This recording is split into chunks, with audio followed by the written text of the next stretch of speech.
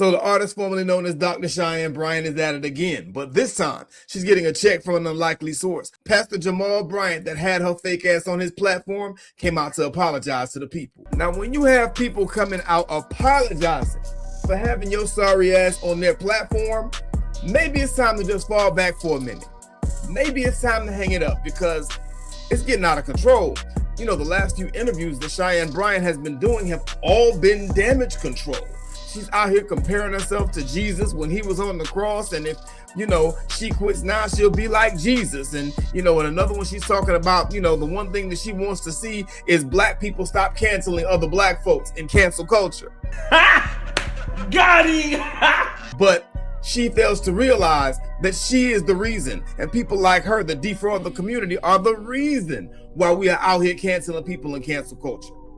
It don't make no damn sense, y'all, but she's convinced that she's going to somehow stop the bleeding by getting out here and just bumping her gums, talking nonsense. But I want y'all to check out what Pastor had to say. Pastor brought it. Pastor went to town on her ass. Check this out, man. The danger of Sister Cheyenne Bryant, not Dr.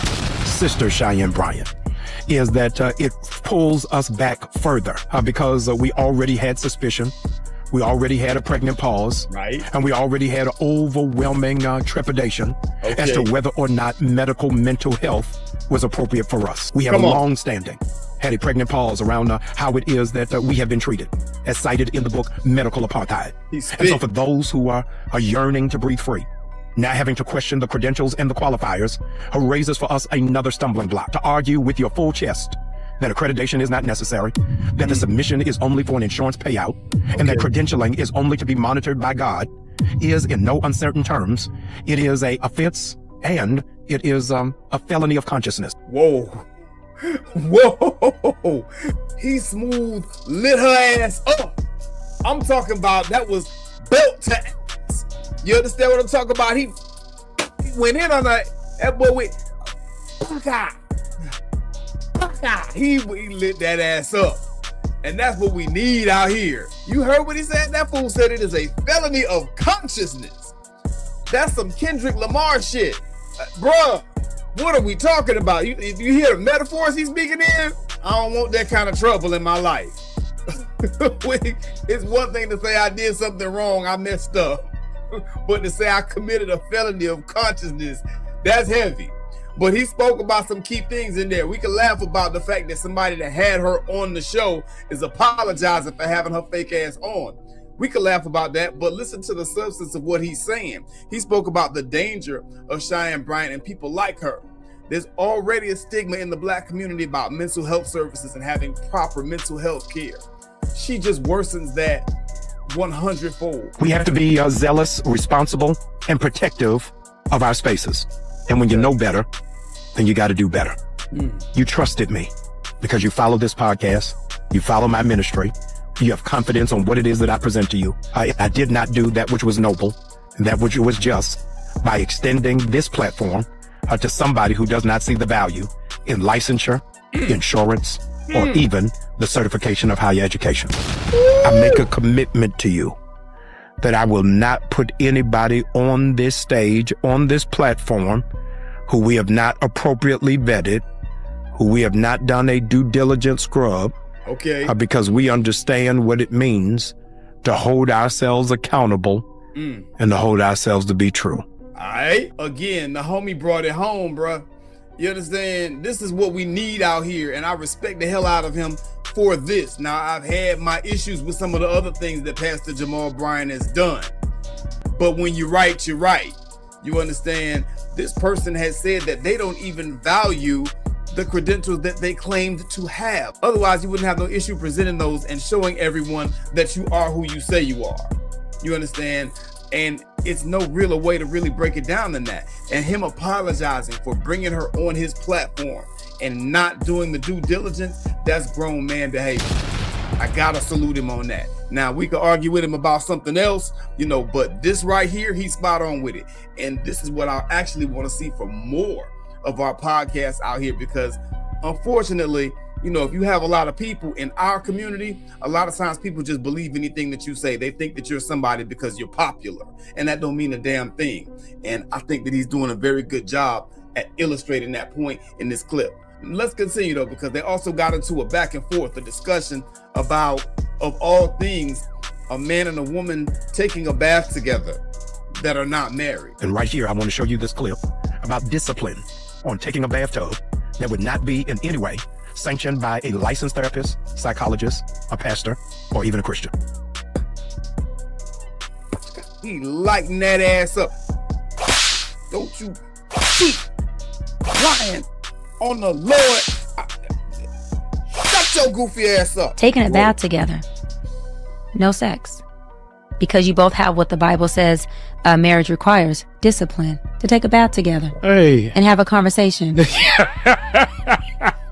A little triggered over there? A little triggered? No, I just got to couch this. I got to couch this. Don't take that bath until y'all get that ring on there. Till you get that discipline too. Yeah, dude, discipline. Yeah. Don't do it. Discipline. You're going to make me lose my license. Listen, she's talking to married people, a different, a heightened level. Thank you. And let me say this. Yes. I'm also talking to unmarried people because don't get in that bathtub. If you don't y'all get in that bathtub. Listen, if you have the true essence of discipline. Yeah, no, they ain't got it. But there are some men that do. Yeah. And let me go further. Because they must teach Tai Chi.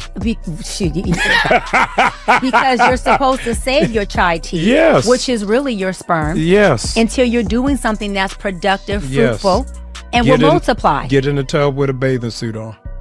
Don't just get in there. Let me say this, ladies and fellas. Let me say these, ladies and fellas. A man who could bathe with you and be disciplined enough to not touch you is a reassurance for you. Stop the cap. This is the reason why men and women often don't understand each other, because women will come with this half-baked, harebrained idea of what something should be, and it's just not logical, and they'll go out and she's encouraging women to take baths naked with men that they are unwed to. You're not supposed to encourage that. Maybe you end up doing it, but you're not supposed to actively encourage it because it's dumb. Oh my God. You understand what I'm saying? And because of the fact that she's not based in any type of logic, and she doesn't have a board that she's responsible to answer to because she doesn't have a license, she can just run around talking this nonsense. And people will believe her because she's on a popular platform, as the pastor said. And the man said very clearly, you're going to make me lose my license. And he's trying to give her an out. Oh, she's just talking to married people.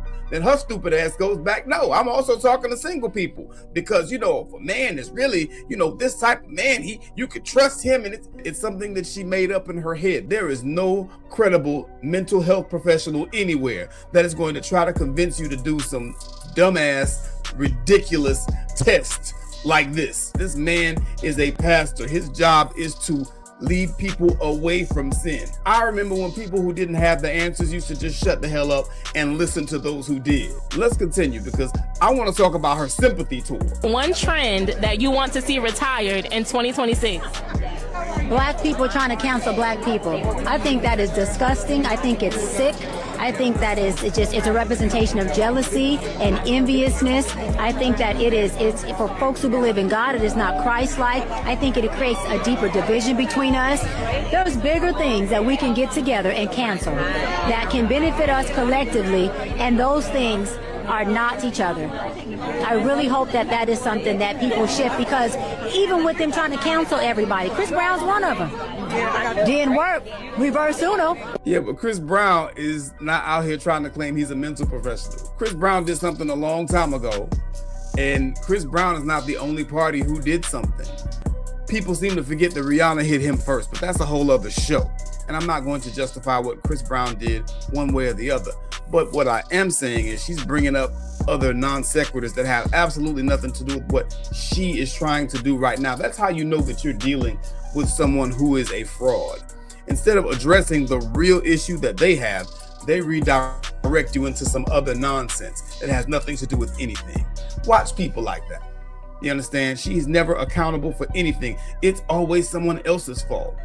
And again, she fails to realize that the reason why people are being canceled is because of people like her.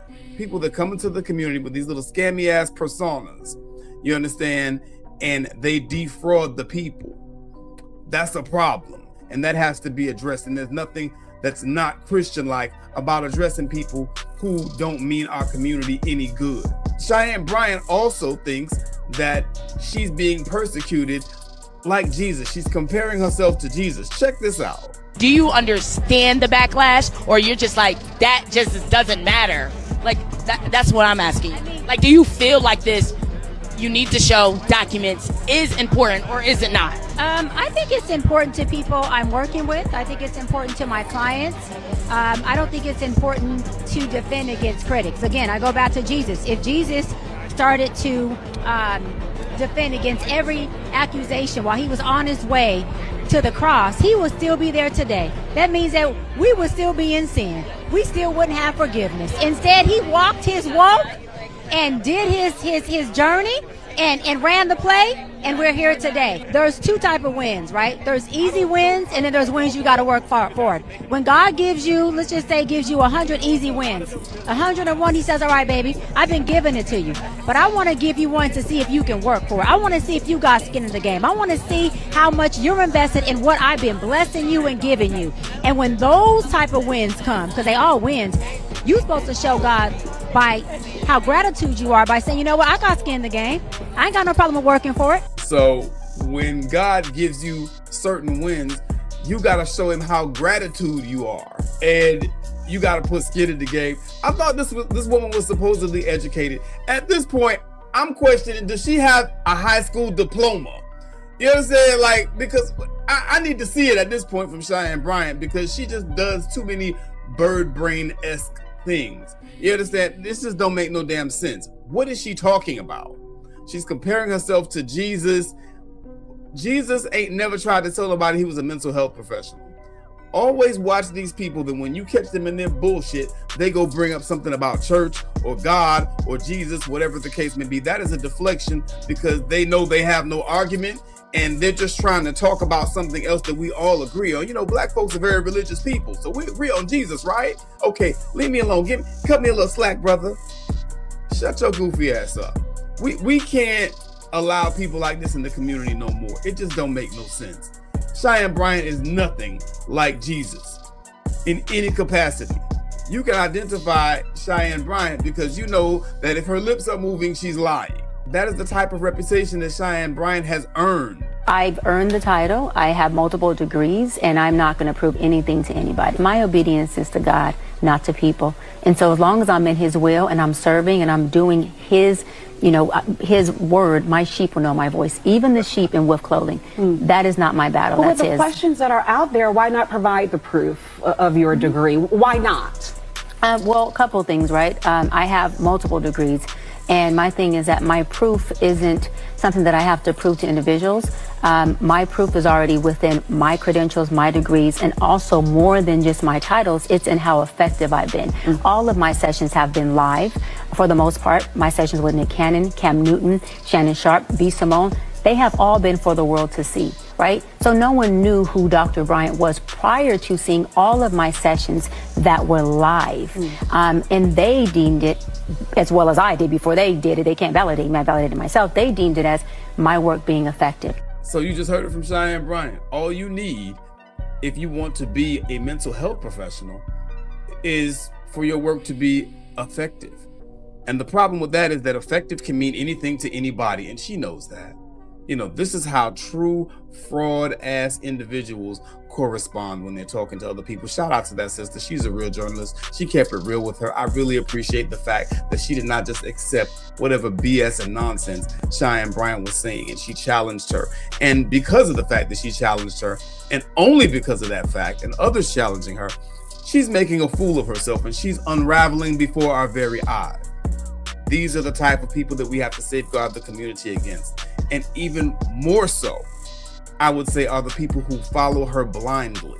The people like Umar Johnson, the people like Amanda Seals, and these parasocial weirdos that are in her comments all the time telling her how great she is and ignoring the real harm that she's doing to Black society and to the field of mental health more broadly. You understand? This is a very dangerous person. Or at least that's how I feel. That's what I think. What y'all think, man? Leave it in the comments. Make sure you like, comment, and subscribe. Major G.A.U.G.E Podcast. We in the building. All right. G.A.U.G.E podcast. Like, comment, and subscribe.